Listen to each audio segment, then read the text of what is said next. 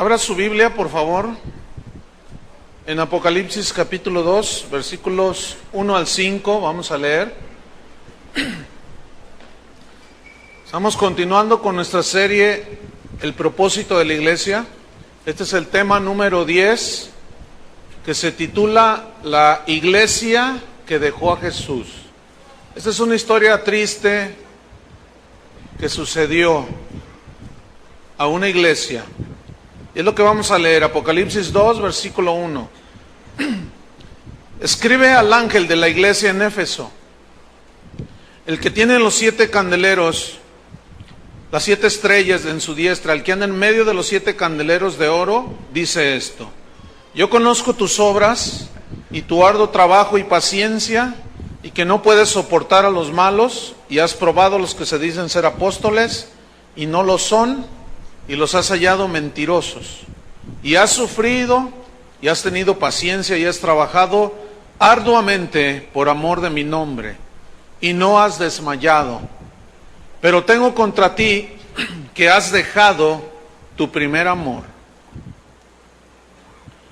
Recuerda, por tanto, de dónde has caído, y arrepiéntete, y haz las primeras obras, pues si no, vendré pronto a ti y quitaré tu candelero de su lugar, si no te hubieres arrepentido. La ciudad de Éfeso, en su momento hubo una comunidad cristiana ahí, en esa ciudad. Y esa ciudad fue la más importante del Imperio Romano en Asia. Éfeso significa deseo ardiente. Y allí en esa ciudad adoraban a una diosa que se llamaba Diana, se conocía en el mundo como Diana de los Efesios. A esta diosa le construyeron un templo que es considerado considerado una de las 7 maravillas del mundo antiguo por la majestuosidad de ese templo, la grandeza de ese templo. En cuanto a medidas, era 5 veces más grande que el Partenón en Atenas, en Grecia. Y en el capítulo 19 de Hechos, no lo busquen, allí la predicación de Pablo, cuando él llegó a Éfeso, hizo peligrar el negocio de la venta de templecillos de Diana, porque ellos hacían un negocio redondo y hacían templos de la diosa Diana, imágenes de la diosa, y pues como era el templo más majestuoso, llegaban miles en peregrinación y vendían templecillos de Diana. Pero a la predicación de Pablo, el negocio pues empezó a ser afectado, porque pues Pablo decía que no eran dioses lo que se hacía con las manos. Y dice en Hechos 19 también que la ciudad de Éfeso, los habitantes de allí se consideraban guardianes del templo de la gran diosa Diana, y también guardianes de una imagen que adoraban de esa diosa, que ellos decían que les había caído de Júpiter. Sí, para hacer negocio, el ser humano se las gasta, siempre aprovechándose de la fe de la gente. Y ellos creían que la imagen que tenían dentro del templo les había caído de Júpiter, y que ellos lo guardaban. Y en el año 52 después de Cristo fue cuando Pablo llegó a fundar la iglesia a los Efesios, o ahí en Éfeso. Pero los que llevaron el mensaje y empezaron a ganar cristianos, fue a personas para Cristo, fue una pareja, un matrimonio que eran discípulos de Pablo, se llamaban Priscila y Aquila. No eran hermanas, como dijimos la otra vez, era un matrimonio. Aquila es el varón y Priscila es la mujer. Entonces ellos predicaron, pero Pablo fundó la primera iglesia ahí en Éfeso y vivió 2 años predicando el evangelio. Juan, que había sido expatriado a la iglesia, a la isla de Patmos por razón del evangelio, allí fue donde él recibió la revelación del Apocalipsis. Cuando él fue libertado, se fue a vivir a la ciudad de Éfeso y allí estableció su base, y de ahí él ministraba con su ministerio apostólico a todas las iglesias en Asia. que son a las que les mandó estos mensajes del capítulo 2 y capítulo 3 de Apocalipsis. Entonces, vámonos a ver qué fue lo que pasó con la iglesia que dejó a Jesús. ¿Qué fue lo que pasó con estos cristianos en Éfeso que habían recibido el Evangelio? Y hay una epístola maravillosa escrita para ellos. Pero algo pasó que dejaron a Jesús. ¡Qué increíble! Vamos pues al estudio de este pasaje, de estos 5 versículos. En el versículo 1 del capítulo 2 de Apocalipsis, si usted me sigue ahí, Cristo le está revelando aquí a San Juan, el apóstol, lo que debía escribirles a las iglesias. Y dice el versículo 1, escribe al ángel de la iglesia en Éfeso. Ángel, como lo hemos explicado en anteriores ocasiones, es una palabra que significa enviado. Pero aquí ángel se refiere al pastor, porque el pastor es el responsable de la iglesia. Pero cuando dice a la iglesia que está en Éfeso, se refería de una manera global a la iglesia, pero que estaba formada por muchas congregaciones. Es como aquí en Guadalajara. Aquí en Guadalajara está la iglesia en Cristo, pero hay muchas congregaciones. Pero cada congregación tiene un pastor, pastores, los cuales somos responsables de cómo hacemos funcionar, que funcione la iglesia de acuerdo a los principios y a los planes y a los propósitos de Dios. Si un pastor, cualquiera que sea alrededor del mundo, en cualquier iglesia, no cumple el ministerio que Dios le encomendó como pastor y guía y director para perfeccionar a los santos, el Señor hará responsables a los pastores. Así es que los pastores que nos escuchan alrededor del mundo, nada más les recuerdo que somos responsables delante de Dios de cómo dirigimos la iglesia. Y el mensaje justamente está escrito para el pastor, para que el pastor sea el que les comunique. La condición de una iglesia una iglesia está en determinada condición por cómo es dirigida. ¿Y quiénes dirigen? Los pastores. ¿Quiénes son responsables? Los pastores. Pero una vez que un pastor enseña las verdades de Dios y la congregación las escucha, el pastor ya libró su alma. Y también la gente es responsable. Entonces, ahí hay una corresponsabilidad. Primero el pastor, pero también los miembros de las iglesias en Éfeso eran responsables. Como aquí yo soy responsable directo, pero ustedes también son responsables cuando escuchan la palabra de Dios. Entonces dice, escríbele esto. Versículo 1, el que tiene las 7 estrellas en su diestra. La frase el que tiene viene de una palabra griega, kratón, que significa el que sujeta firmemente, lo cual señala que el Señor tiene la sujeción completa de la iglesia, el control completo de la iglesia. Todo lo que suceda en las iglesias que se precien de ser cristianas, no se le escapa al Señor, ¿sí? Él es el que tiene, señalando pues que Él es el dueño de la iglesia, que Él es el Señor de la iglesia. Entonces el que tiene las 7 estrellas en su diestra, sigo en el versículo 1, el que anda en medio de los 7 candeleros dice esto. La frase el que anda en medio se tradujo de una palabra griega peripaton, de donde se deriva también la palabra periférico, ¿sí? Que es como lo que tenemos aquí alrededor en la ciudad, el peri alrededor, feri de esfera, periférico. Entonces aquí dice, el que anda, peripaton significa el que camina alrededor, vigilando y cuidando todo lo que hacen los cristianos en las iglesias. Fíjense nada más. Eso significa, el que anda en medio de los 7 candeleros. Los 7 candeleros simbolizan a toda la iglesia en general. Pequeñas, grandes, medianas, de todo tipo, de toda cultura, en toda la historia del cristianismo. Las 7 candeleros de oro simbolizan toda la iglesia. Entonces, Él anda en medio de todas las iglesias, vigilando qué se hace, qué no se hace, si lo que se hace está conforme a su palabra o no. ¿Sí? Después de todo, Él es el dueño, ¿no? Y Él tiene absoluto y total derecho de vigilar la iglesia. ¿Qué es lo que hace? Porque Él nos compró con su sangre y como dueño cuida su heredad. Versículo 2 le dice: yo conozco tus obras. Esta palabra yo conozco significa ni más ni menos yo veo lo que haces. Él ve lo que hace. Él ve lo que dejamos de hacer. Yo conozco pues todo lo que tú haces, porque le dice, conozco tus obras, todo lo que haces. Conozco la motivación con la que tú haces las cosas. Conozco el por qué viniste este domingo, cuál es tu intención. Conoce todo. Él conoce cuál es la razón del por qué adoramos a Dios hace un rato. Él conoce todo. Yo conozco tus obras y tu arduo trabajo. Significa tu incansable trabajo. Y paciencia.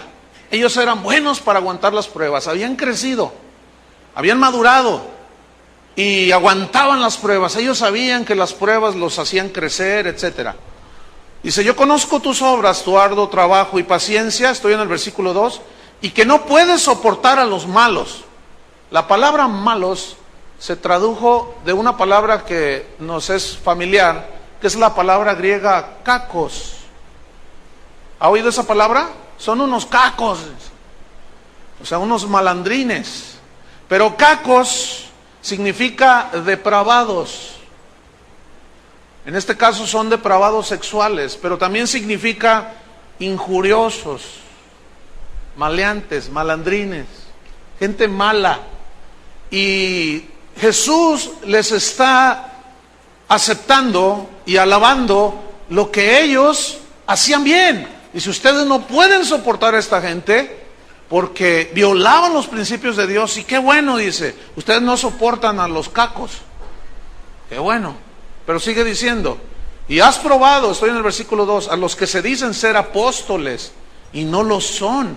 En otras palabras, has descubierto a los que se llaman a sí mismos apóstoles y los has encontrado falsos, mentirosos, que no lo son. Y ese tipo de discernimiento lo necesitamos todas las iglesias, todos los ministros, y más en estos últimos tiempos, donde la iglesia se ha enfermado de una enfermedad que yo llamo apostolitis aguda. Esa enfermedad le ha dado a muchos y hoy cualquiera es apóstol. Hay gente que tiene 2 años en Cristo y ya son apóstoles, hazme favor. Hay un desconocimiento total del ministerio apostólico y hoy todo el mundo se autodenomina apóstol. Ahora, hay buenos y verdaderos apóstoles. Pablo se encontró también con falsos apóstoles. Él había fundado la iglesia de los Corintios, pero unos falsos apóstoles llegaron y les dijeron, hermanos corintios, Pablo abusa de ustedes y nomás quiere su dinero. Y era el contrario. Entonces, los falsos apóstoles han infiltrado la iglesia desde los primeros tiempos de su existencia. Y los hay el día de hoy. Hay falsos apóstoles, tenemos que discernirlos. Cristo está alabando aquí ese punto bueno a favor de los efesios. Los has probado y los has hallado, dice en el versículo 2 al final, y los has hallado mentirosos. La palabra que se tradujo mentirosos es también familiar para nosotros, porque es una palabra griega, pseudos, pseudo apóstol, pseudo doctor, pseudo ministro, pseudo estudiante, pseudo, que significa falso, significa espúreo, significa engañoso. Y si tú los has hallado falsos, espúreos, engañosos, mentirosos, y qué bueno, versículo 3, y has sufrido y has tenido paciencia. Esto es en referencia, porque el contexto te lo dice, los falsos apóstoles habían afectado la iglesia de los efesios, habían causado problemas entre los hermanos, habían trastornado la fe de algunos, y esto provocó división en la iglesia de Éfeso, porque es a ellos a los que Pablo les escribió, guarden la unidad del espíritu en el vínculo de la paz. Habían entrado maestros que empleaban con artimañas, con astucia, las artimañas del error, y habían causado problemas en la iglesia a los efesios. Entonces, habían sufrido, habían visto cómo se habían desviado, pero finalmente la iglesia supo discernir a todos esos y los echaron. Y eso es lo que debe de hacer toda iglesia: discernir a los falsos apóstoles. Ahora que fui a un evento a compartir, un amigo, un pastor me dio un disco, me dijo: toma, escucha esto. Le digo: ¿de qué es? Tú escúchalo. Ya llegué aquí a Guadalajara y lo puse, y era de un supuesto apóstol centroamericano. Si ustedes escucharan lo que dice, mi esposa y yo lo íbamos escuchando. ¿Qué está diciendo ese? ¿Qué está diciendo? ¿Saben qué dice entre otras cosas? Dice: todos esos cristianos que están esperando que Cristo venga se van a quedar esperando. Y los hermanos: amén. Ay, tú dices. Yo le dije al pastor después: oye, un correo allí y hablamos. Oye, ¿tú estuviste en esa reunión? Y dice: sí. Y nadie le dijo nada, nadie lo bajó a ese tipo. Dice: no, pues no. Le digo: no, hombre. Bueno, de estos ya los vas a ver en la televisión en vivo, y es bueno discernirlos, porque son unos cacos, son unos pseudos, son mentirosos, y eso les causó sufrimiento, pero ellos aguantaron. Dice: has sufrido y has tenido paciencia y has trabajado, dice, arduamente. Eso significa un trabajo incansable. Has trabajado incansablemente por amor de mi nombre. La frase por amor de mi nombre, trabajado por amor de mi nombre, significa: has trabajado incansablemente haciendo cosas para mí. Entonces aquí notamos algo en la iglesia de Éfeso. Eran cristianos sumamente activos. Hay dos extremos en el cristianismo en cuanto a las iglesias. Unas que son holgazanas, cristianos holgazanes, de esos cristianos que no hacen nada, que siempre están esperando que venga un enviado de Dios. Por eso les llegan tantos falsos apóstoles. Están esperando que un evangelista venga para evangelizar la ciudad y haga el trabajo que le corresponde hacer a esas congregaciones. Pero está el otro extremo, los activistas, los que siempre están haciendo cosas, eventos. Vamos a hacer esto, vamos a hacer lo otro, vamos a una campaña, vamos acá, vamos allá. Y andan, pero sí, dando arduamente, haciendo cosas para Cristo. Y son los dos extremos. ¿Sí? Entonces hay que tener un equilibrio. ¿Se acuerdan de la iglesia que sabe equilibrar? Hay que tener un equilibrio, y eso también lo vamos a estar aprendiendo, porque esta historia es triste, pero nos enseña mucho. Entonces ahí estaban, planeando actividades, activismo. Y las iglesias que tienen muchas actividades piensan que están en avivamiento, porque están en continuos eventos. Yo pregunto: ¿el activismo es avivamiento? Yo les aseguro que no. Y ahora lo vamos a ver, porque justamente eso era lo que tenían los efesios. Eran de esos eventeros, que evento tras evento tras evento. Mire, hay iglesias, hermano, que tienen un evento al mes. Evento tras evento tras evento tras evento. Es más, hay pastores que no son pastores, son coordinadores de eventos. Fíjese, usted puede conseguir a un pastor que no predica él a su congregación, pero cada domingo tiene un predicador invitado. Eso es antibíblico totalmente. Esos son coordinadores de eventos, no son pastores. Pero el Señor está viendo y vigilando alrededor de las iglesias cómo hacemos las cosas. Y la iglesia de Éfeso no se escapó.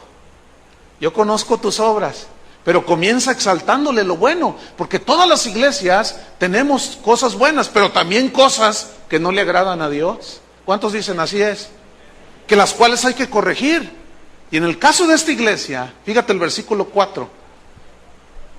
Pero, pónganse a temblar. Ese pero sí vale, ¿eh? Viene el reproche de Cristo. Pero tengo contra ti Tengo contra ti que has dejado tu primer amor. La frase has dejado significa dejaste atrás. Significa que corrieron más rápido que Dios. Siguieron hacia adelante. Me dejaron atrás. ¿Sabes? Nosotros tenemos que saber caminar a la par de Cristo. O no a la par, sino el pastor va delante de las ovejas, guiándolas. Y uno sigue al pastor, que es Jesucristo. Él es el pastor. ¿Sí o no? Bien. Dice, él es el buen pastor. Entonces, dice, nosotros tenemos que ir al paso de Él. Si Él se detiene, nosotros tenemos que detenernos. El Salmo 23 lo ilustra perfectamente. El Señor es mi pastor, nada me faltará. En lugares de delicados pastos, ¿me hará qué? Ahora aquí me quedas descansadito. Pero que quiero...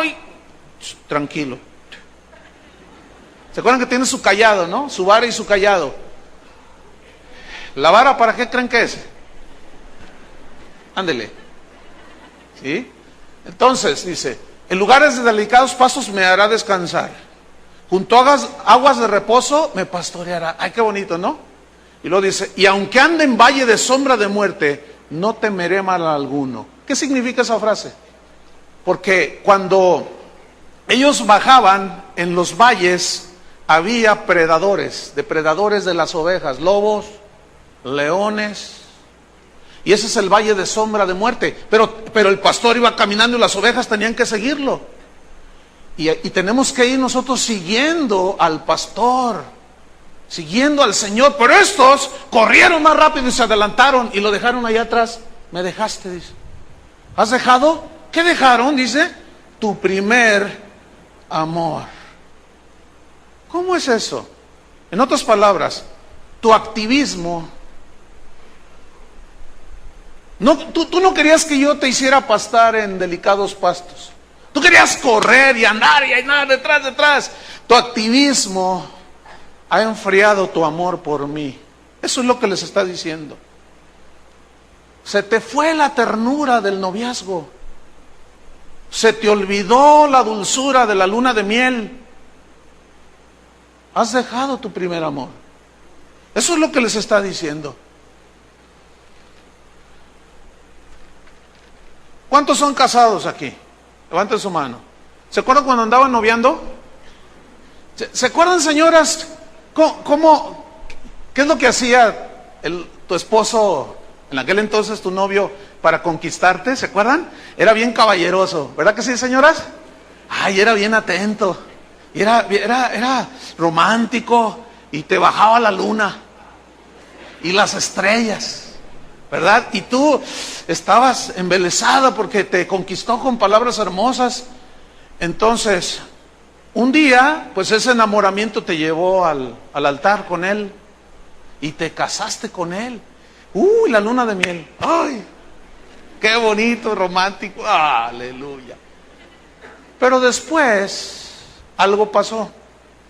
La rutina de la vida, que es un proceso lento, donde la rutina provoca enfriamiento del amor.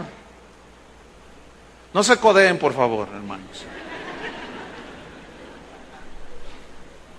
¡Ay, ese romanticismo! Se nos olvida a los varones. Si yo les pregunto, ¿amas a tu esposa? Va a decir, sí, claro que la amo. Pero ella necesita saber que ella necesita oír que tú le dices que la amas. ¿Sí o no? Si yo les pregunto, ¿amas a Dios? Me va a decir, sí, pero Él necesita oír que tú le digas que lo amas. Y las esposas están esperando, pero nosotros, el trabajo, llego cansado. La mujer quiere comunicar, pero es que llego cansado. Y ellas no están cansadas. Ellas no trabajan, ¿verdad? Varones son bien flojas. No hacen nada las señoras en la casa. ¿Verdad, señoras, que no hacen nada? No. Ellas quieren comunicarse con el esposo, quieren hablar, pero nosotros somos despistados, estamos cansados. Ellas quieren hablar, hermanos. Cristo quiere hablar con su novia. ¿Quién es la novia? La iglesia. Y la novia necesita hablar con el novio. 10 novias en la Biblia estaban esperando con el que se iban a casar. Y 5 dijeron, no, se va a tardar. Y se fueron a la fiesta, y se fueron allá, y se fueron más allá. Que al cabo... Y llegó el novio, y las otras 5 estaban preparadas, y 5 nada más entraron a la boda. La Biblia dice que va a haber una boda, las bodas del Cordero. Y su esposa, dice, se ha preparado. ¿Quién es la esposa? Nosotros. Pero es una relación, algo pasó aquí. Se enfrió el matrimonio. ¿Por qué? Porque la rutina, el trabajo, de diario se empieza a relajar. Y como él ya se le quitó lo atento, lo caballeroso, lo romántico, ella dejó hasta de bañarse. Dejó de peinarse. Pues menos le dan ganas de decirle cosas bonitas al marido. Total, los matrimonios entran en crisis. ¿Por qué? Porque la llama del amor se empezó a apagar. Los bomberos del infierno lanzaron un chorro, pero de 10 pulgadas de diámetro, para apagar el fuego entre ustedes, matrimonios. Fíjense, a propósito del Congreso de Matrimonios que tenemos en este mes, siempre se dan estas escenas. Estamos allá y pues es bien bonito, ¿no? Y de pronto, pues estás platicando con alguien y de pronto la señora empieza a llorar, ¿verdad, chava? Y empieza a llorar. Y ¿qué le pasa? ¿Se siente mal? No, es que estoy muy feliz. Y el marido está así, ¿verdad? Pues qué bueno que está feliz. ¿Y por qué está tan feliz? Es que hace 25 años me casé y es la primera vez que me saca ¿Sí o no, chava? Y luego uno los voltea a mirar, los volteas a verlos a los maridos y hermano, usted sabe el trabajo, usted sabe, no hay dinero, usted sabe, y por eso tu matrimonio está en crisis. Maridos, no permitan que el fuego del amor se les apague. Báñense. Lávense la boca. Sean románticos. Amen a sus esposas. Cuídenlas. ¿Les gustó eso, señoras? ¿Qué? ¿Les gustó, señoras? ¿Ustedes también báñense?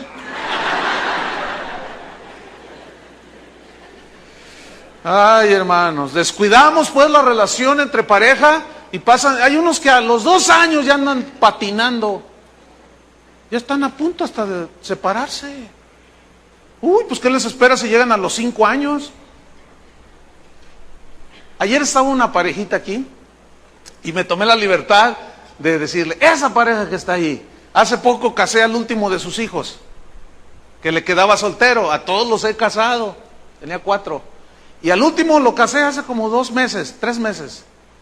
Entonces, yo les pregunté a ellos, mi esposa recordará esto, le dije, ahora que ustedes ya casaron a sus 4 hijos, ¿están contentos de haberlos casado? Y bien, porque entonces están bien, sirviendo al Señor, bien. Dice, estamos bien contentos, dice él. Pero ella dice, yo estoy súper contenta. Y le digo, sí, ¿por qué? Dice, es que voy a estar solita con mi marido. Y luego él la abraza y dice, sí.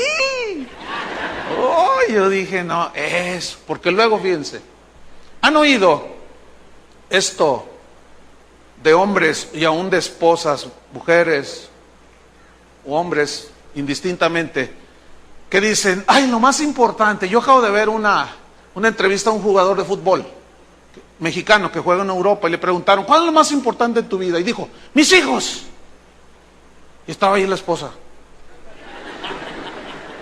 Cuando un esposo dice, lo más importante en mi vida son mis hijos, te voy a decir a ti, estás rotundamente equivocado.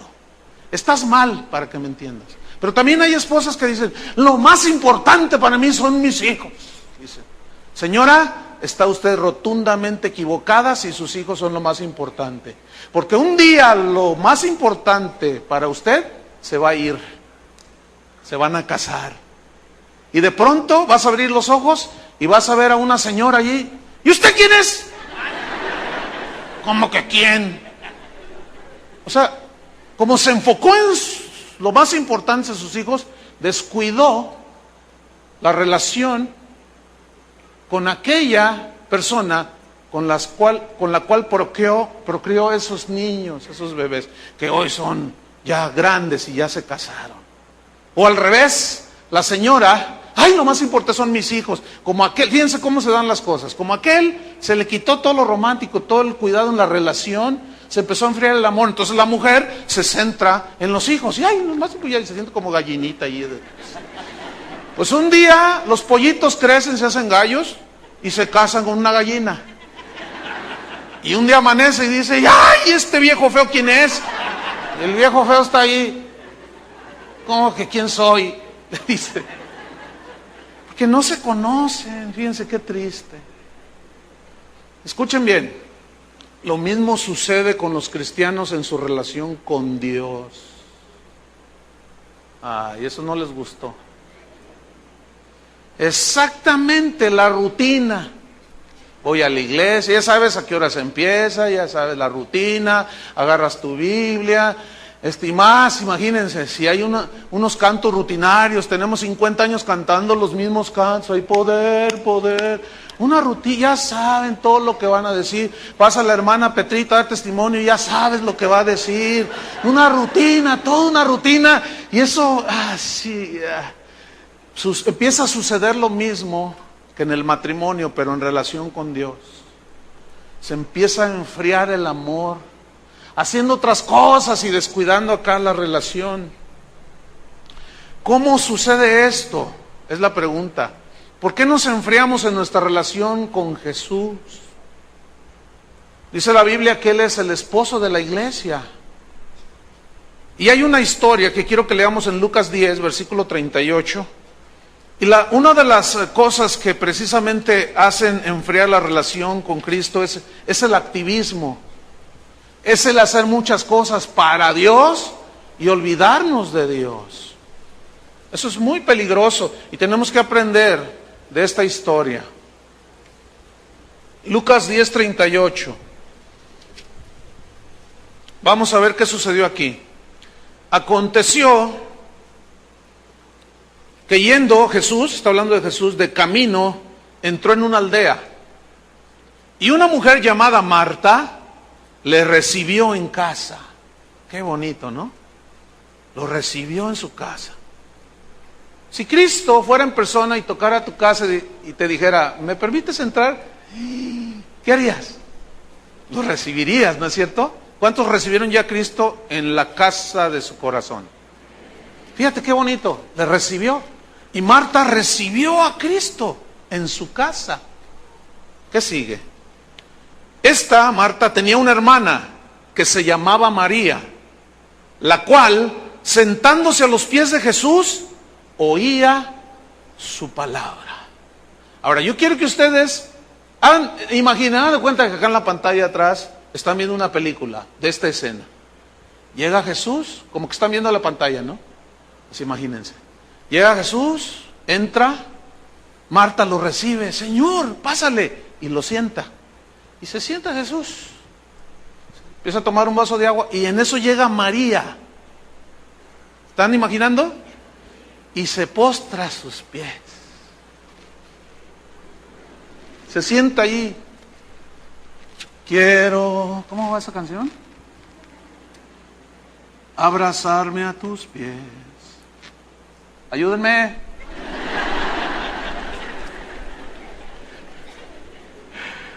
Ay, y decirte cuánto te amo, Señor. Ay, qué bonito es oír tu palabra. Entonces ella se sentó a los pies de Cristo a oír su palabra, porque ella era de las que decían, sumamente pura es tu palabra.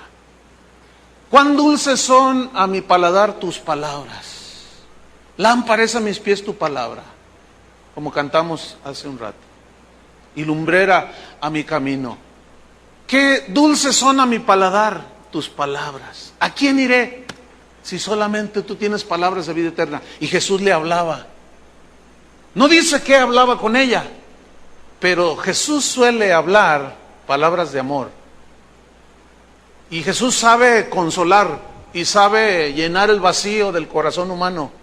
Y María estaba ahí. Déjame estar. Y lo miraba, abrazado a tus pies.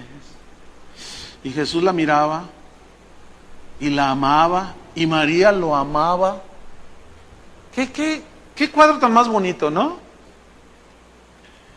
Pero vea lo que sucede después. Versículo 40. Pero Marta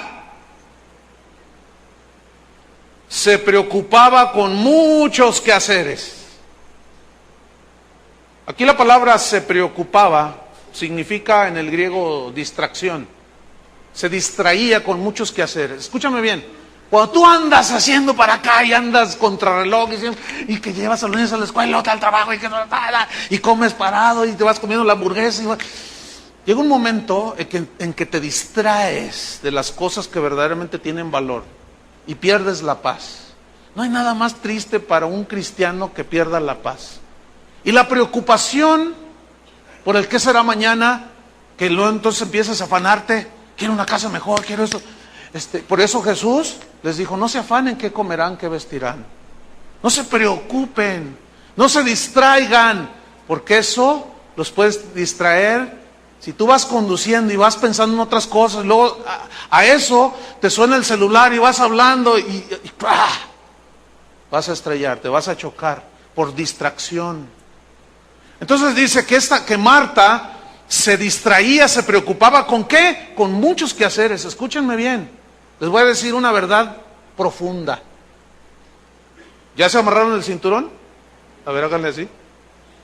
Los quehaceres nunca se van a acabar. Esa es la verdad profunda.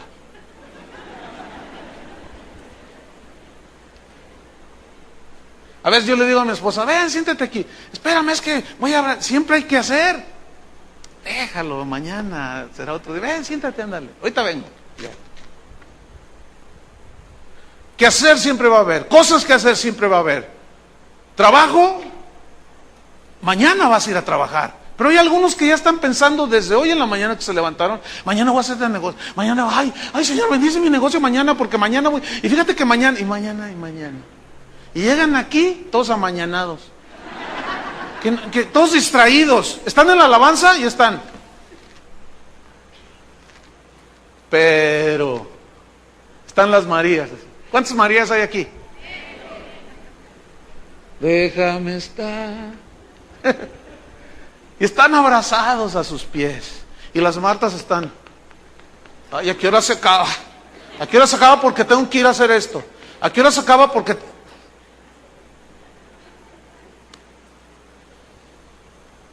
Se preocupaba con muchos quehaceres y acercándose dijo, fíjate, dos tipos de acercamiento. María va y se postra y oye y habla con él.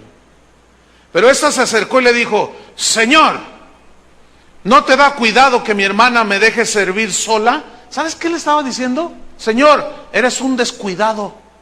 Fíjate, lo está regañando. A veces en nuestras oraciones que son muy mal hechas, decimos, ¿ya viste, Señor, lo que me hicieron? No vio, fíjate. Se le escapó, no vio. Y el Señor, ay, perdón, no vi. Ay, no vi, discúlpame.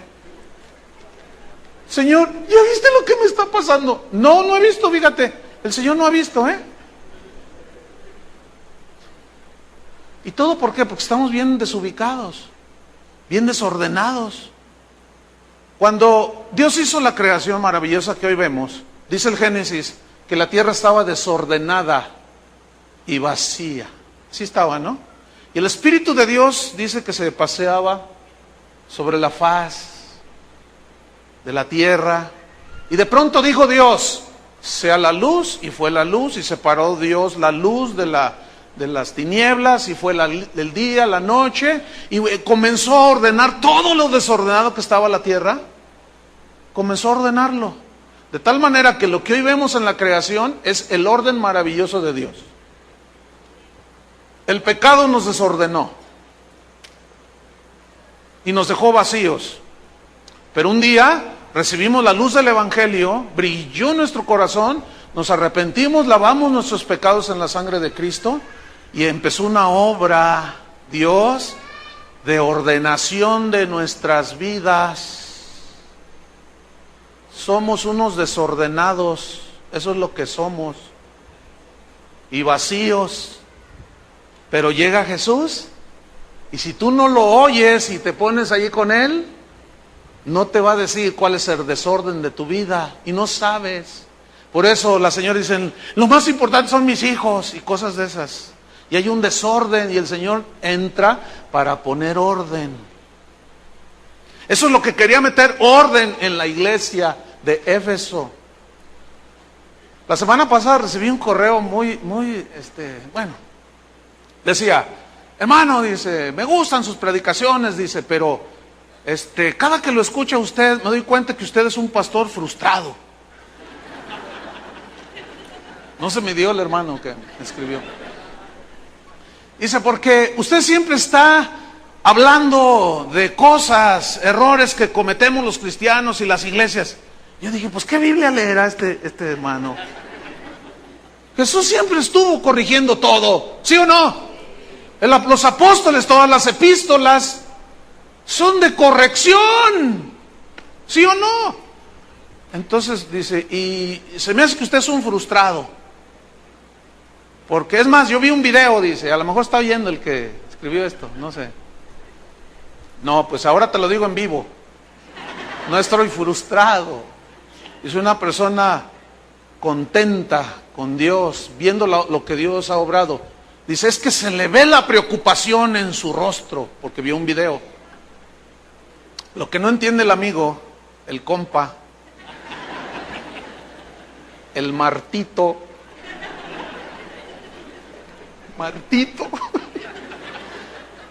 es que la preocupación aquí, sí hay preocupación, pero porque la iglesia camine en el camino de Dios. Y ese es otro tipo de preocupación, no es la distracción de Marta. Entonces yo le contesté así, pues amablemente al hermano Martito, y le dije, no, mira, no estoy frustrado y sí estoy preocupado por la iglesia porque he visto mucho. Evidentemente tú no has visto nada. Después me di cuenta que este hermano vive en un país del primer mundo y me enteré cuál fue la enseñanza que escuchó y después ya me enteré por qué me dijo que yo era un frustrado, porque lo que dije le caló.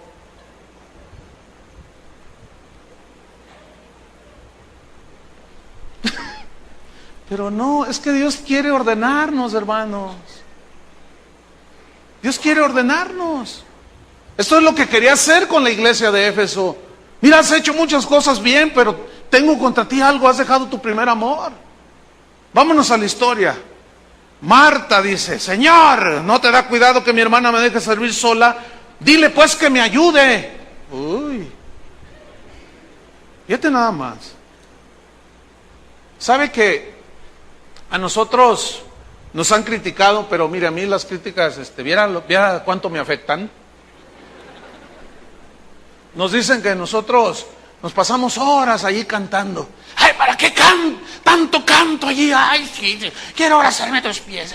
Ay, que no sé qué. ¿Para qué tanto? ¿Para qué tanto? Mientras que ustedes están allí adorando a Dios, el mundo se va al infierno. El mundo cayéndose y ustedes allí a los pies de Jesús. Salgan a predicar, dicen. Marta, Marta. Hay prioridades. ¿Se acuerdan cuál fue? Es el primer ministerio de la iglesia, la primera prioridad de la iglesia, adorar. La iglesia que sabe adorar. La que sabe postrarse a los pies de Jesús. Respondiendo, versículo 41, respondiendo Jesús le dijo 2 veces, y el tono es Marta, Marta, Marta, Marta. Si fuera el presidente de la República a tu casa, ¿lo dejarías ahí solo? ¿Y tú allá te pones a limpiar el baño?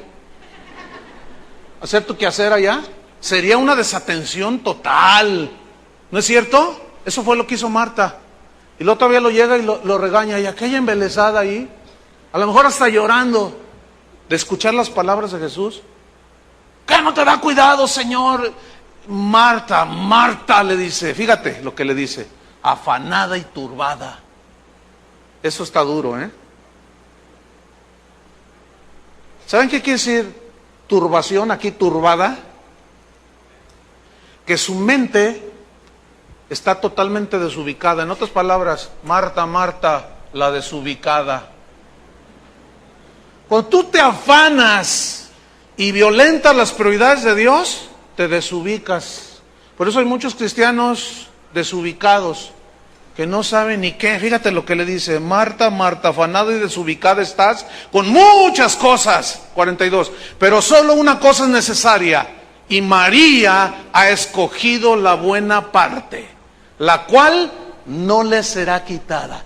Aquí, fíjate la frase, pero una sola cosa es necesaria, no significa que nada más estamos a los pies de Jesús abrazados. No, significa un orden de prioridades. ¿Qué es lo principal? Estar con Él. Él es el principal.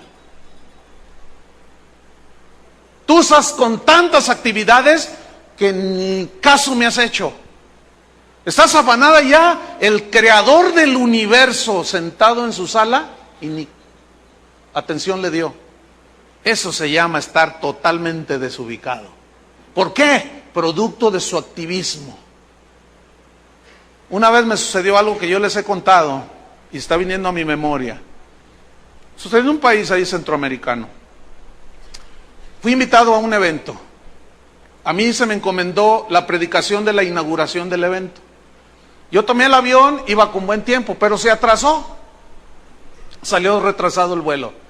Y cuando yo aterrizo en ese aeropuerto, ya me estaban esperando ahí el organizador de este evento.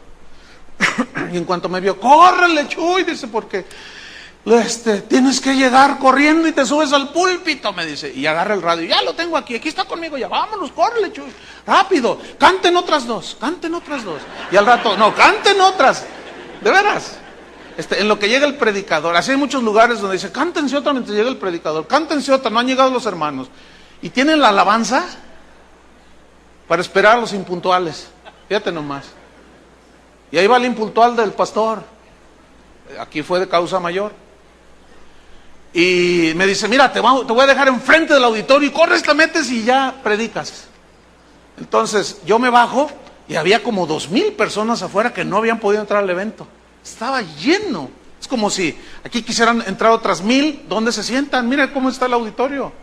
Pues están allá afuera. Entonces yo llego y le digo, ¿me permite pasar? ¿A dónde va? Me dice, nadie pasa aquí. Dice el ujier, y yo le digo, es que yo soy ¿tú eres qué? No, aquí nadie pasa.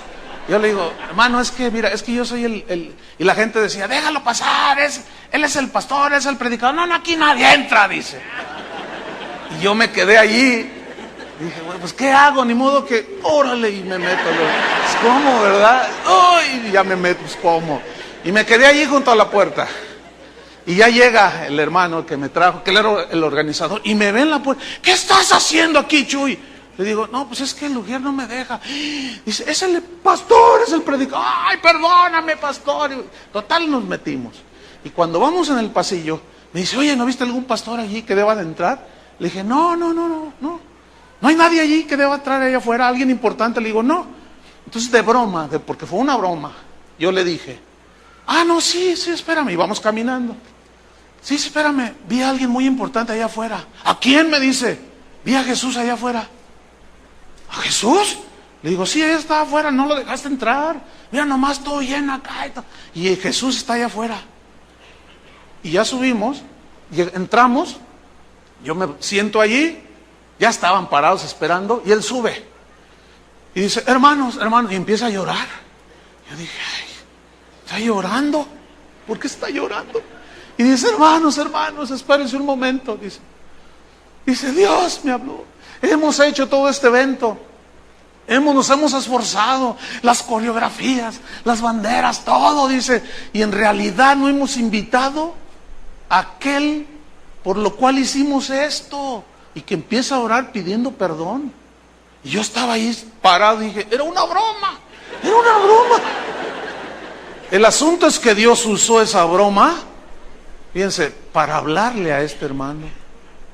Después, cuando ya terminó, me dijo, ay, hermano, dice, fíjate qué fácil es empezar a hacer muchas cosas para Él y olvidarnos de Él. Qué tremendo es eso. Y eso fue exactamente lo que le sucedió a los cristianos de Éfeso. Pero eso también pasa en muchos cristianos del siglo XXI. El activismo. Hay iglesias, hermanos, que hacen evento tras evento tras evento, y el que tiene discernimiento, que va a uno de esos eventos, dice, aquí no está Jesús. Porque es un derroche de todo, de talento, de tecnología, olvídate, pero es como para ganarse y amar la gloria de los hombres y para dar a conocer el último CD, el último libro y una de cosas, y el Señor se queda allá afuera, no está allí. Cualquiera que sepa estar abrazado a los pies de Jesús, con Jesús, y va a un evento donde no está Jesús, se dará cuenta. Se va a dar cuenta. Marta, Marta. Entonces surgen unas preguntas aquí. ¿Qué es más importante? ¿La obra del Señor o el Señor de la obra? El Señor de la obra. ¿Qué es más importante? ¿La iglesia de Cristo o el Cristo de la iglesia? En el templo tenían una mesa donde ponían panes. Les llamaban los panes de la proposición. Y esos panes el sacerdote los cambiaba todos los días, porque tenía que ser pan del día, pan fresco. Cuando Jesús enseñó a sus discípulos a orar, que le dijeron, Señor, enséñanos a orar, digan así, Padre nuestro que estás en los cielos, santificado sea tu nombre. Y hay una parte donde dice, oren así, danos hoy nuestro pan de hace 30 días. ¿Quién quiere un pan de hace 30 días? A ver, ¿cómo es un pan de hace 30 días? Usted vende empanadas, hermano. ¿Las vende del día, sí o no? Del día, son las más buenas. ¿Quién se va a comer un pan de hace 30 días? A ver, ¿por qué? Porque el pan que el sacerdote cambiaba en la mesa cada día hablaba de la frescura, del alimento de Dios. Jesús es el pan de la vida. Fíjate, dice la Biblia que sus misericordias son nuevas cada mañana. Nuevas. Es decir, la misericordia que Dios hoy tiene de nosotros es distinta a la de ayer.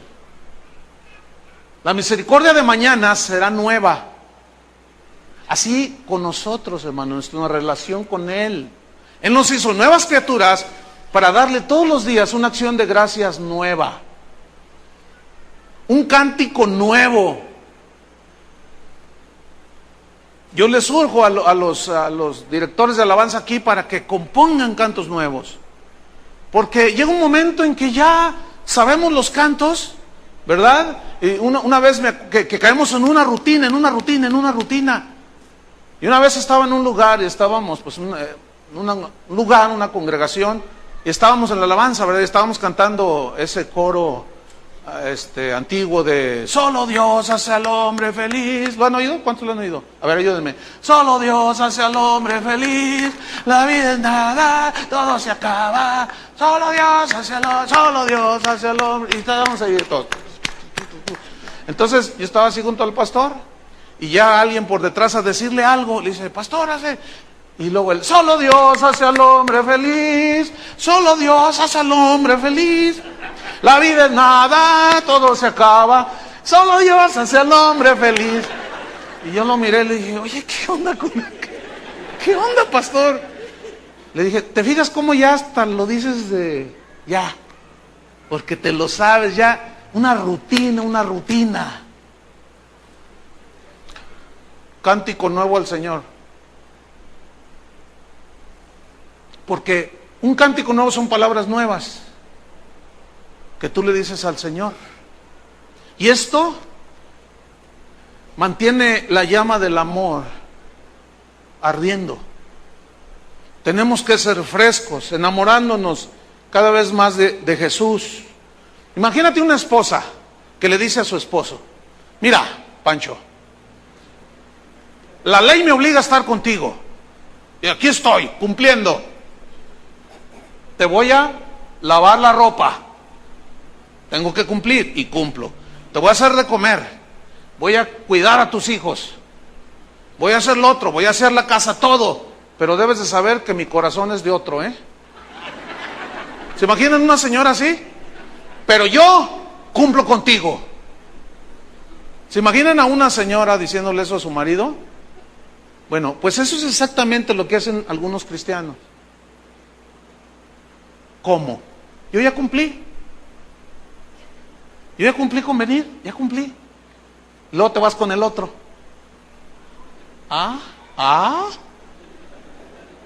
Algunos le hicieron... Estás aquí, pero tu corazón es de él, fíjate. Y Jesús recriminó esto a su pueblo y le dijo, este pueblo de labios me honra, pero su corazón está lejos de mí. Yo me acuerdo cuando estaba joven, adolescente, que me mandaban a misa, me mandaban. Entonces, siempre llegaba 5 minutos antes de que se terminara. Así como ustedes, no se hagan. Entonces yo llegaba, y llegaba la bendición, ¿no? El sacerdote daba la bendición, entonces yo decía, ya cumplí. Fíjate, la reunión de las misas dura media hora. Luego a eso añádele que las bocinas nunca se entendían nada. Nunca se entendía. Yo hasta la fecha nunca entendí nada, no me acuerdo de nada. De veras, yo no me acuerdo, no sé ustedes. Pero yo no me acuerdo de nada, porque nunca entendí nada. Y aparte de eso, llegaba hasta el final, a la pura bendición, y luego salía bien contento. Ya me voy, porque ya cumplí. Y luego me iba con el otro. Me iba a la borrachera.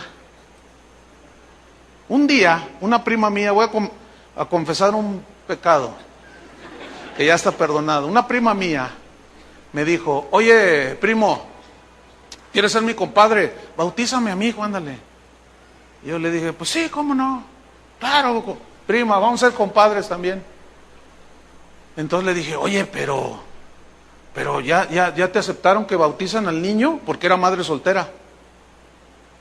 O sea, el papá ni estaba. Entonces dice, pues le eché mentiras. Que no podía estar, que anda de bracero allá en los Estados Unidos. Y pues aceptó bautizarlo. No estaba casada, no, en fin. Entonces le dije, bueno, está bien, pues somos compadres. Entonces, pues hay que cumplir, ¿no? Entonces, el día del bautismo, la noche anterior yo me había ido a una fiesta y llegué bien crudo. Me da pena decir esto, pero lo voy a decir. Y llegué crudo, y más que crudo, mal. Entonces, estaba allí y el ministro me dice, ¿quién es el padrino? Le digo, yo. Y me dice, ¿tú? Ve nomás cómo vienes. Y que me regañó. Dice, ¿sabes lo que es un padrino? Pues un compadre, le dije. Mira nomás, me dice. Y el papá del muchacho dice, no le dije, padre, que se fue a los Estados Unidos. ¿Qué nomás qué es esto? Y nos empezó a regañar, hermano. Dice, tú, padrino, un padrino, dice, es uno que va junto al padre. ¿Dónde está el padre? Ya le dije que... Y tú, borracho, ¿vas a guiar a este muchacho en los caminos de Dios? Pues sí, le dije. Me dijo, vergüenza te debería de dar. Y bautizó al niño. Y ya cumplimos con la iglesia. ¿Y sabe después a dónde nos fuimos? Con el otro. Así estamos hoy muchos. Seguimos igual de religiosos, hermano. Mire, aquí hay gente que después de aquí se va con el otro. Se va con el otro. No me vean feo, por favor, Reciba lo que Dios le está diciendo. Si ustedes notan, desde que empezó la alabanza y la palabra, han abusado de mi gracia algunos. Vino alguien aquí y me dijo, oiga, pastor, ¿se vale de todo aquí? No, si eso es de lo que más predicamos en contra. No, pues es que la persona que me compartió, dice, pues va a tener una fiesta y me invitó y me dijo que va a haber de todo. Contrataron a Rigo Tobar, lo trajeron de allá del tercer infierno. música mundana, botellas de tequila, todo, gloria a Dios, aleluya. ¿Y tú qué le dijiste? Le dije, oye, pues si tú me ganaste para Cristo, sí, pero no hay que exagerar tanto. No exageren, hermanos, Pueden andar en el mundo, síganle. Vamos con el final de la historia.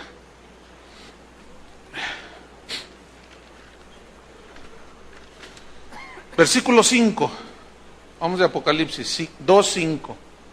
Pero tengo contra ti que has dejado tu primer amor.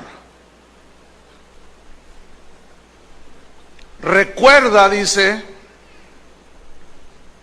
por tanto, de dónde has caído. Esta palabra recuerda viene de una palabra griega de la que también se deriva la palabra memoria, algo acá de la mente. Mnemoneo, está un poco difícil, pero de ahí se deriva memoria. Y la frase, la palabra recuerda de dónde has caído, habla de volver en sí. Volver en sí. Como el hijo pródigo, ¿se acuerdan? Que estaba en la casa de su padre, pero un día dijo, ya me aburrí de esto. Quiero nuevas aventuras. Dame la herencia que me corresponde. Y se la entregó el papá. Y se fue lejos de allí.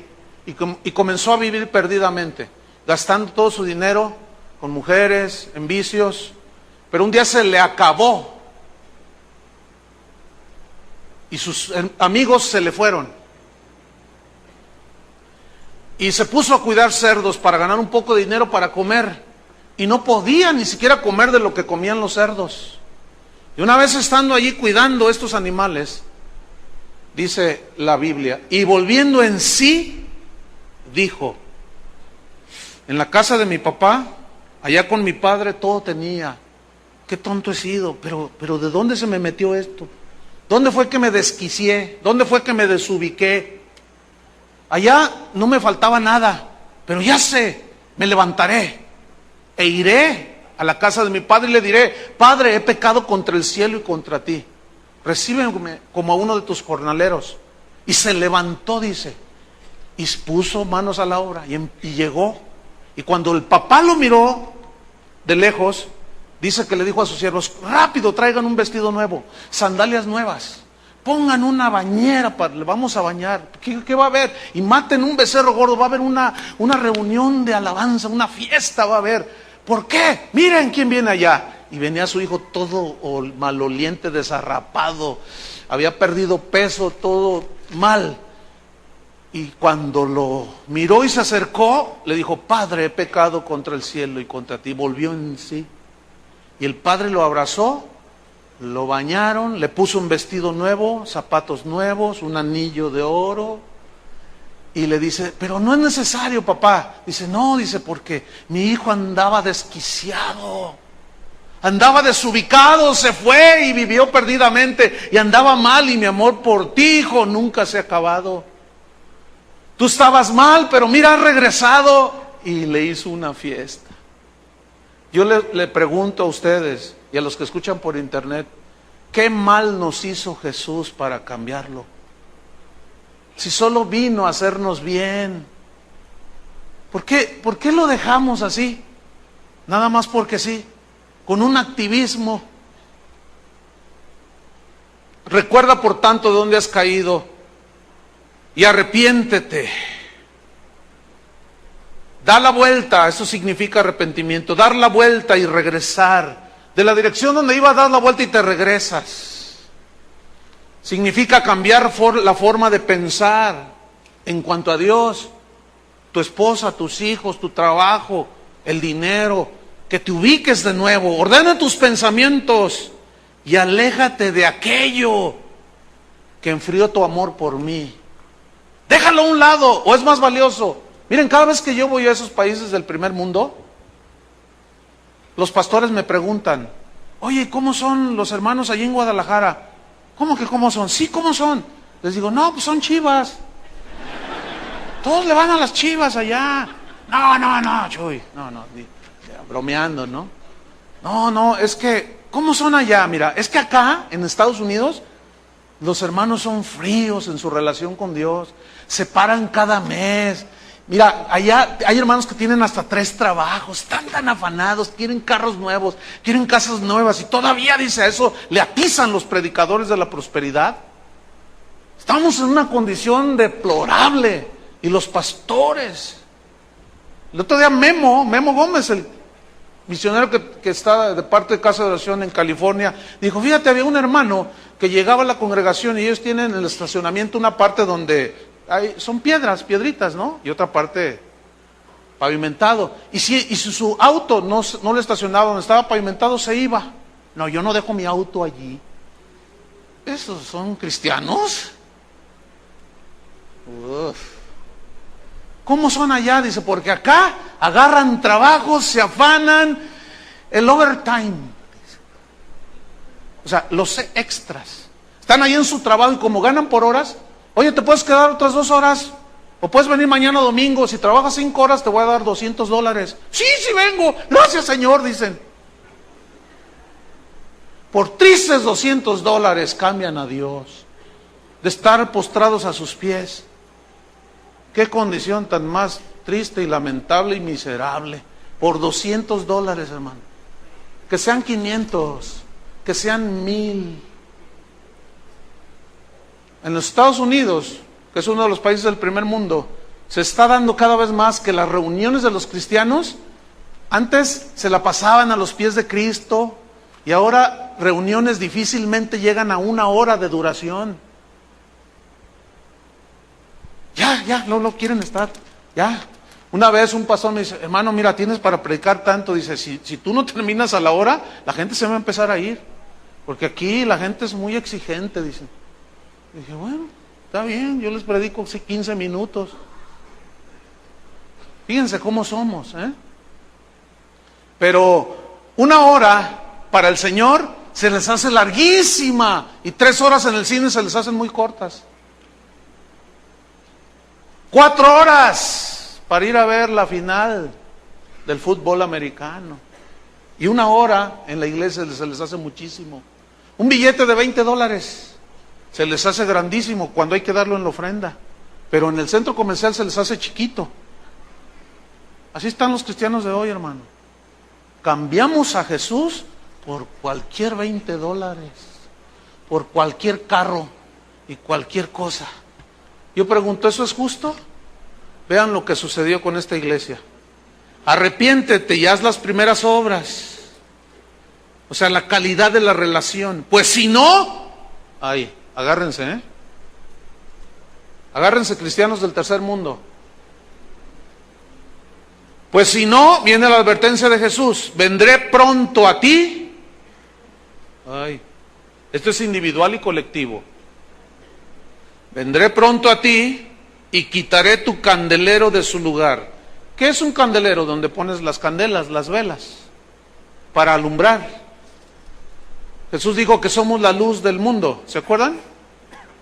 Pero si esa luz y esa sal se desvanece, no sirve más para ser pisoteada. Así dijo. Quitaré tu candelero de su lugar si no te hubieres arrepentido. ¿Saben cuál fue el final de la iglesia de Éfeso? Me puse a buscar en la historia de la iglesia y encontré algo tremendo. No se arrepintieron, hermanos. Su candelero fue quitado de su lugar. Hoy tú vas a la ciudad de Éfeso, en el Asia, ya por Turquía, y el guía de turistas te dice, esta fue la antigua ciudad de Éfeso. Estas son las ruinas del templo de Diana, estas son las ruinas de esto, estas son las ruinas. ¿Sabes que la ciudad de Éfeso en la actualidad son puras ruinas? No hay nada. Es más, la mayoría de los habitantes de esa región son musulmanes. Y yo me quedé y dije, wow. Y hay una iglesia, Esmirna, en el capítulo 2, versículo 8, no lo busquen. A esa iglesia el Señor, junto con la de Filadelfia, no le recriminó nada. Caminaban con el Señor. Entonces empecé a buscar la historia de las demás iglesias y me encontré que la iglesia de Esmirna, que está en la costa de Turquía, En la actualidad es una ciudad que se llama Izmir, con Z, Izmir. Pero ¿saben que esa Izmir de hoy es la antigua Esmirna de hace 2000 años? Y está en pie, con una comunidad de cristianos fervorosos, llenos del Espíritu Santo. Es donde más cristianos hay en esa parte de Turquía, en Esmirna. ¿Saben qué sucedió? Dios quitó el candelero de su lugar. Yo he visto a muchos cristianos en esta iglesia pasar, pero algo pasó, se les enfrió el amor, algo pasó. Como aquel hermano: pastor, ore por mí, voy a poner un negocio, que Dios me bendiga. Le dije: voy a orar, pero cuando Dios te bendiga, no te olvides de Jehová, no te olvides de Dios, le dije.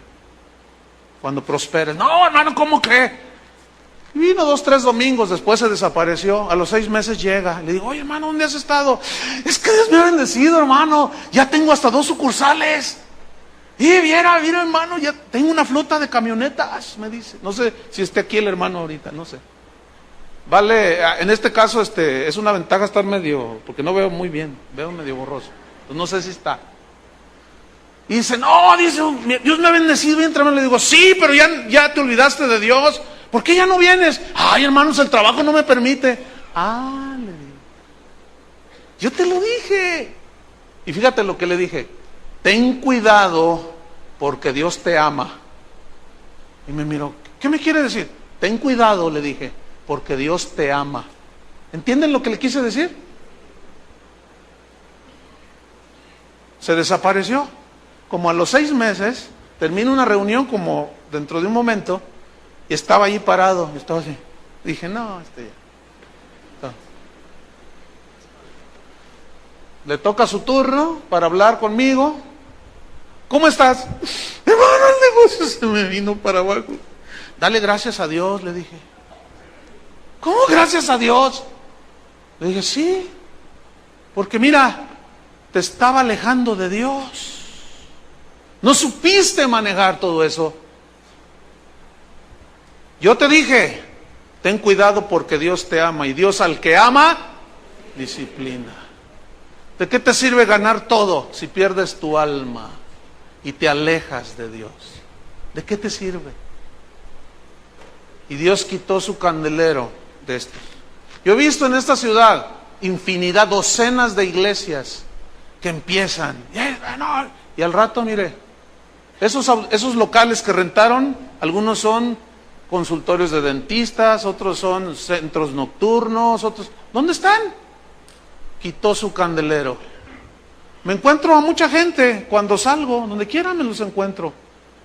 Oye, ¿y por qué no vas? No, pues es que no, yo ya no. Pues es que el trabajo no me permite, hermano, no me permite. Ah, no te permite. Bueno, está bien. Es que tengo que trabajar, hermano. Bueno, cada quien. ¿Qué vamos a hacer nosotros, hermanos? Yo sé lo que tengo que hacer. Yo como pastor, en este lugar, no somos flojos. No esperamos que alguien venga a decirnos que creemos que estamos haciendo lo que debemos hacer. Antes aquí, al contrario, yo los tengo que andar frenando. No, y espérense, no, y esto no, y no, ahora vamos a suspender esto, y no vamos a hacer esto, y vamos a hacerlo así, y no, pero ¿qué otra vez? No, tranquilos, porque luego perdemos la visión, hermanos, y lo más importante para nosotros en esta iglesia es Jesús. ¿De qué sirve que vengamos aquí si Jesús no está aquí? ¿De qué sirve venir y cantar unos cantitos que ya no sabemos si nuestro corazón está por otro lado? Necesitamos, cada quien, volver a nosotros. O sea, reflexionar, meditar y decir: ¿qué estoy haciendo? Y volverme a ubicar. Dios está en primer lugar. ¿Quién sigue? Tu familia. ¿Cómo está con tu esposo, tus hijos, tu trabajo? Hay un orden de prioridades. Del desorden Dios nos quiere ordenar. Esta fue la triste historia de una iglesia que dejó a Jesús. Algunos están a punto de que su candelero sea quitado. Pero el Señor dijo, recuerda de dónde has caído y arrepiéntete. Hace rato nos llevaron a un arrepentimiento, ya Dios urgiendo. Yo le dije a Toño, le dije, ¿será bueno volver a hacer el llamado al arrepentimiento? Me dice, sí, porque te aseguro que hay algunos que ni por aquí les entra. Pero espero que después de esta palabra, aquellos que andan así hayan entendido el mensaje. Que permanezca tu candelero. Amén. Cierra tus ojos ahí donde estás. Vamos a tener un par de minutos. Nadie se levante, por favor. Un par de minutos de reflexión. Algo tenemos que hacer o dejar de hacer. ¿Cómo estamos? ¿Cómo estamos? ¿Cómo andamos? ¿Estamos afanados, turbados con tantas cosas? ¿O cómo estamos? ¿Como Marta o como María? No tenemos tiempo de detenernos un poquito. ¿Lees la Biblia? ¿Estás con el Señor? ¿O no tienes tiempo? Por tantas cosas que hay que hacer. La palabra de Dios dice que todo lo que hagamos, sea de palabra o de hecho, sea para la gloria de Dios. Eso significa que debe estar en nuestra mente la gloria de Dios. Si yo voy a hacer una reunión familiar, esa reunión debe darle gloria a Dios. Yo te pregunto, ¿las reuniones que tú haces le dan la gloria a Dios? ¿Los lugares donde tú asistes y lo que haces le da la gloria a Dios? Porque decimos, y yo les pregunto ahorita, ¿amas a Dios? Me van a decir todos que sí. Pero saliendo de aquí, se van con el otro. Yo creo que ya es tiempo de que aquellos que andan así rectifiquen. Tal vez sea la última llamada de atención, no lo sé. Porque la sentencia aquí fue, arrepiéntete, porque si no vendré pronto a ti. Y quitaré tu candelero de su lugar si no te hubieses arrepentido. Arrepentirse es volver hacia atrás otra vez, del lugar donde te desubicaste y volverte a detener y seguir los pasos de Jesús con calma. A veces Él te va a detener y te va a pastorear, a veces te va a hacer pasar por pruebas, valle de sombra de muerte, pero el rey David decía, pero no temeré mal alguno porque tú estarás conmigo. Padre, en el nombre de Jesús te damos gracias. Te damos gracias, Señor, porque tú nos amas y siempre nos corriges y siempre enderezas nuestros pasos. Y esta historia es una historia triste de una iglesia que floreció, pero que el activismo la llevó a que el amor por ti se apagara. Y corrieron más rápido que tú, Señor, y te dejaron fuente de agua vivas. Y cavaron para sí cisternas rotas que no retienen el agua. Señor, ten misericordia de nosotros. Tú conoces nuestras obras, lo que hacemos, lo que somos, lo que pensamos, lo que hacemos, lo que tenemos. Y tú conoces todo, Señor. Ten misericordia de nosotros, Señor. Ayúdanos. Queremos volver al primer amor. Queremos volver a la pasión de cuando te conocimos, Señor.